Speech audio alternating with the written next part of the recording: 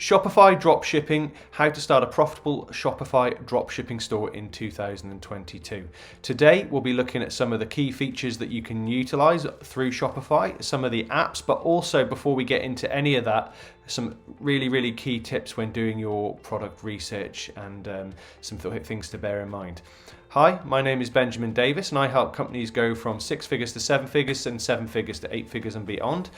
Please do like and subscribe this video, and also if you've got any useful comments, you can follow me on Instagram as well. I'll leave my handle in the description below.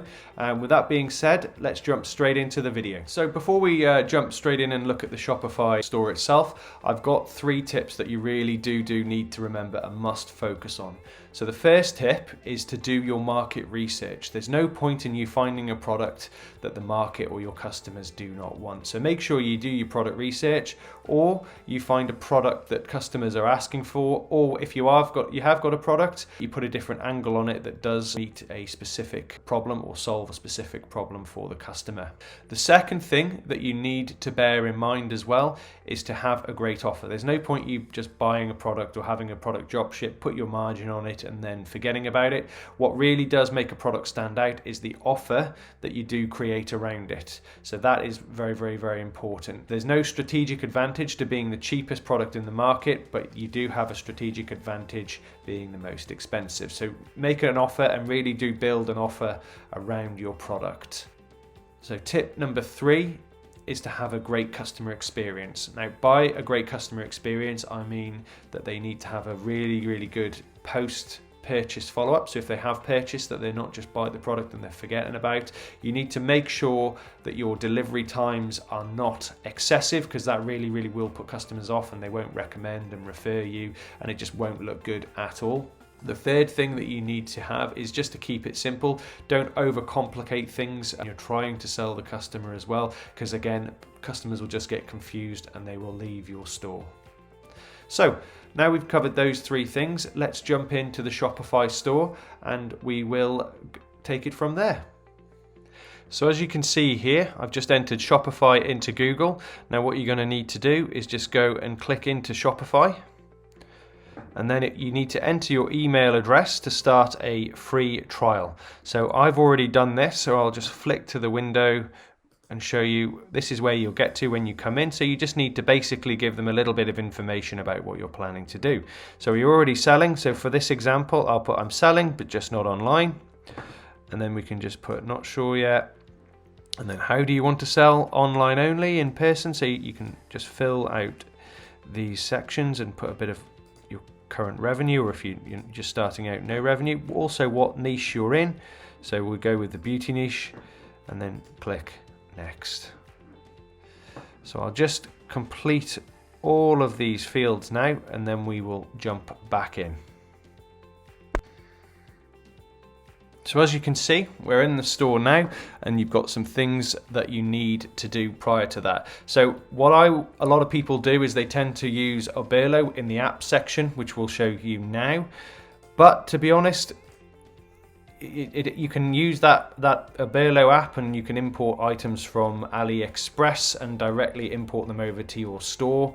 But in my experience, a better option would be to find someone that can either do a relatively low minimum order quantity and drop ship from their premises within your own country. That way you get a better customer experience. As I've mentioned before, you're not going to have like really long lead times as you know, as the product's coming from China and whatnot. So do your research on the product and try and see if you can find companies within your country that will be able to help and assist, at least until you validate the product and make sure it's a profitable product, and then you will be able to, obviously, if you want to have inventory and all that. But drop shipping is certainly a good way of initially with low outlay and having low outgoings and really validating a product or validating an idea. So just to give you an idea, there low, I'll just type that in now. There it is, so you can download the app. So another app that you'd need to probably bear in mind as well is you're going to need to have some sort of email responder in there, because that's part of your customer experience. What you're going to also need to do is you're going to need to let's start to customize the store. We won't go too much in depth about this at the moment because obviously it's we can get almost lost a little bit in that. So as I said, you've got the apps there. Oberlo is there, and you can connect obviously your Facebook and whatever else. Right, so let's now go to store design. So you can pick like different themes for the store, and you can also as templates essentially. So let's just go and have a look in the store design here.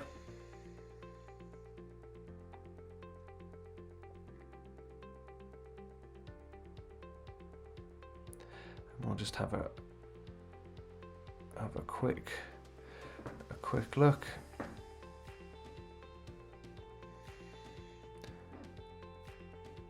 So store design, just click here, and then what you can do as well is you can view, as you can see, how the store would look. You can customize your own logo. I quite like this one because it's quite simple. There are obviously lots of things that you can do to optimize this, but it's nice and simple, especially if you've not got many products as well. It's always useful not to overcomplicate things and only have one product or a few products to start off with, and then you can build from there. Guys, I hope you've enjoyed the video today. It's just a very, very quick overview of Shopify, how that works. It's very self-explanatory, to be honest, and some key things to remember. We'll just recap them at the end now, just before you go, because I think it's very, very important. I don't want you to waste a load of money in buying inventory or spending money on ads on products that necessarily won't work and the margins aren't there. So what you need to do is obviously do your research. You need to make sure that there's a product market fit. A good way for doing this, again, is just through Facebook, or if you already have a customer base, surveying those customers within Facebook groups as well is a great idea, or just anything that's missing, like gaps in the market that you've spotted. Another thing is just to really concentrate on the customer experience. Obviously, the most expensive acquisition for a company is customer acquisition. So once you've got that customer, you need to make sure that you treat them well and that they keep coming back, or that they keep referring you, or and recommending you, and so on. And the last tip is just have a great customer service. So if customers ask you questions or email, make sure that you're prompt, make sure that you explain them very well, and on the products that you do sell or that you do decide to offer, you just need to have great images, great descriptions, and keep it simple. So if you'd like any more information, or if you'd like me to cover anything else in more detail, whether that be a Shopify store design, or whether you'd like me to cover how to properly set up email corresponders, email autoresponders, just let me know in the comments below and I'll be sure to make videos of it. But as I said, let's like and subscribe the video. It really helps the algorithm. Follow me on Instagram as well for more useful hints and tips, and I'll catch you in the next one.